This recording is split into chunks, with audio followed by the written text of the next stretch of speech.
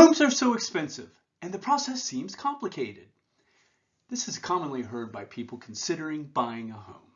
Today, we make the case that it is so worth buying a home. We will show you the numbers. There are about $9 million of value you do not want to miss. But first, my name is Jeff Hulett. I'm a decision confidence builder. I'm a behavioral economist and have been in banking and financial services most of my career. I am also a faculty member at James Madison University, and I lead Personal Finance Reimagined, a decision-making and financial education platform. Let's start with the first mistake most people make. They compare how much you pay for rent to your mortgage payment. To make it simple, we will compare your payment for every $100,000 in home value. That is about $463. You can multiply it for what makes sense for your situation. So you start by comparing your mortgage payment to your rent payment. It's only natural. Next, we will discuss how a good portion of your mortgage payment is actually an investment in yourself. It is literally like taking money out of one pocket and putting it in the other pocket. Amortization is a form of savings. It pays down your principal and builds equity. Amortization is the part of the payment that reduces the loan. About 1/3 of your mortgage payment is amortization.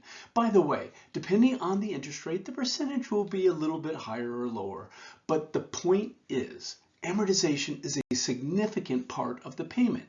Oh yeah, and a fun fact, the word amortization, or that prefix amort, literally means to kill the loan. Next comes your tax deductions. The government believes homeownership is so important that they provide incentives. This includes money back on your federal income tax and other tax benefits. This will reduce your tax liability. Now, everyone's tax situation is different, but the estimate of all tax benefits on average works out to be about 20% of your payment. So far, about half of your mortgage payment is going back to you. So next, we'll show the true cost of the mortgage when comparing to rent. That's right. Only about half of your mortgage goes to interest. Interest goes to the bank to compensate them for lending you the money to own your home. So that means the other half is a form of savings that benefits you. When comparing a mortgage payment to a rental payment, the rule of thumb is to cut your mortgage in half to properly compare rent to mortgage in home ownership. Now, next, let's consider another mistake most people make. They neglect the long-term negative impact of renting. Renting is helpful to build value for the landlord at your expense. The great thing about a mortgage is your ability to fix the payment and refinance when it makes sense. If anything, you can reduce the cost of your home costs over time by refinancing when rates drop. However, rent is the opposite. Most rental properties increase their rent every year. Over time, that big orange space is the money you lose by building equity for your landlord.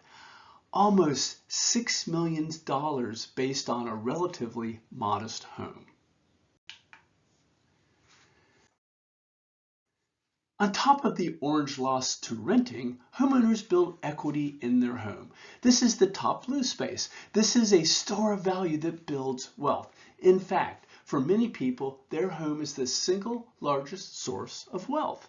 So this is how we get to 9 million great reasons to buy a home. About 6 million of it is from the loss of not being able to fix your housing costs. The smaller 3 million is the total equity value built over a lifetime of housing appreciation.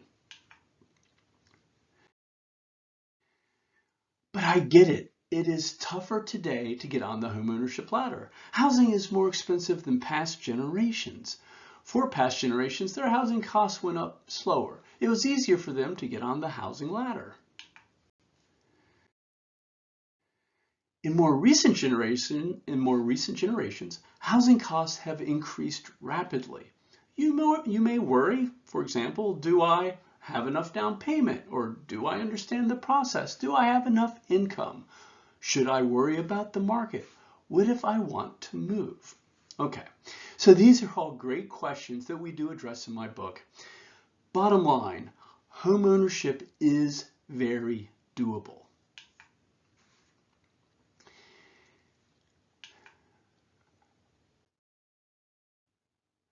In recent years, housing costs have accelerated even more. Notice it is now almost 4 times as fast compared to 10 years ago. But this is the double-edged sword. Inflation sounds like it's bad for the buyer.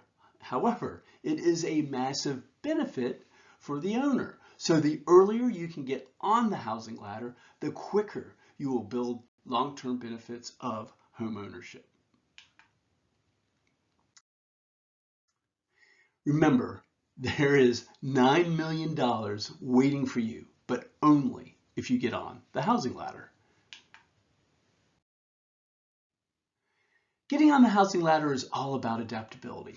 As the U.S. Marines motto says, improvise, adapt, and overcome.